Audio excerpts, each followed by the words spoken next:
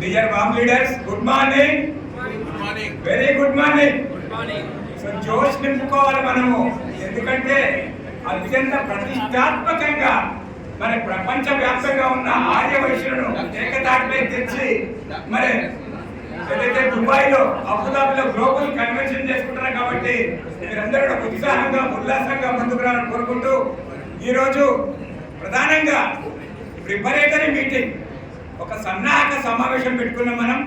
ఆ సన్నాహక సమావేశానికి బాబురావు గారు నిరంతరం శ్రమించి గత 3 వారాల నుండి వారు ఒక క్షణంలో రెస్ట్ తీసుకోకుండా శ్రమించి ఈ కార్యక్రమం విజయవంతం చేసినందుకు ముందుగా వారికి ధన్యవాదాలు తెలియజేస్తూ, అధ్యక్షుల వారు డాక్టర్ రామకృష్ణ గారు గత 15 రోజుల నుండి నిరంతరం క్యాంపులు తిరుగుకుంటూ కూడా నిన్న కూడా విజయవాడకు మరి నాతో పాటు వారు వచ్చేసి ఒక 350 కిలోమీటర్లు ప్రయాణం చేసి రాత్రి 2 గంటలకు వచ్చాం.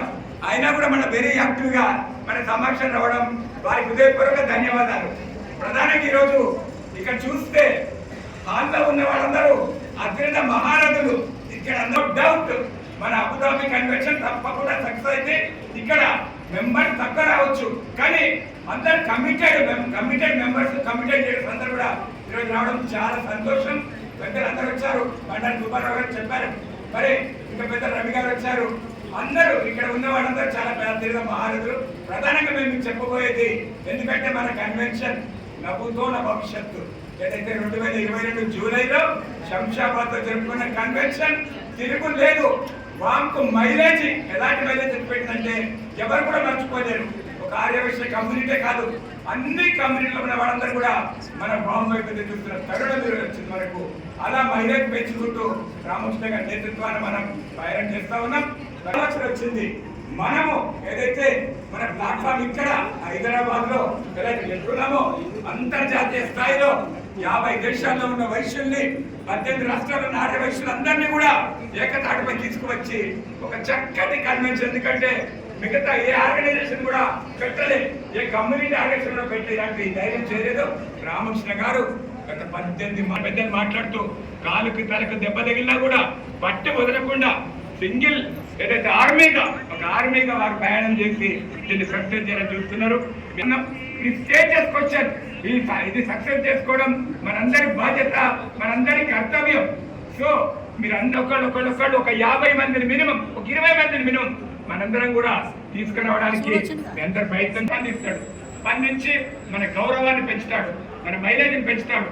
ఆ రకంగా అనేక సంఘటనలు గతంలో ఆయిలయ్య విషయం అయితేనేమి, ఇంకా ఇతరత్ర విషయం అయితే అన్నింటిలో కూడా వారు తీసుకున్నారు. ఇప్పుడు అవసరం లేదు ఆ టాపిక్.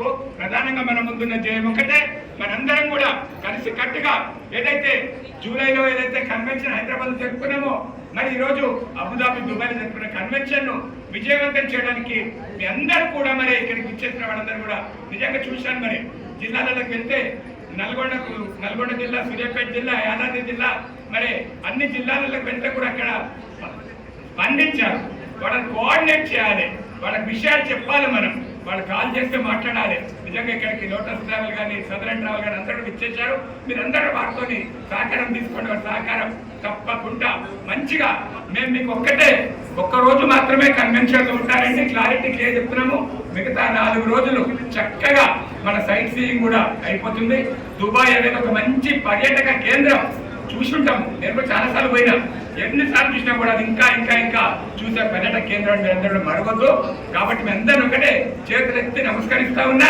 తప్పకుండా డాక్టర్ రామకృష్ణ గారి నేతృత్వంలో చేపడుతున్న మన దుబాయ్ గ్లోబల్ కన్వెన్షన్ ను మీ అందరూ విజయవంతం చేయాలని చెప్పని మరొక్కసారి కోరుకుంటూ, డెఫినెట్ గా మీరు విజయవంతం చేస్తారని కోరుకుంటూ మీ అందరికీ హృదయపూర్వక ధన్యవాదాలు. Thank you.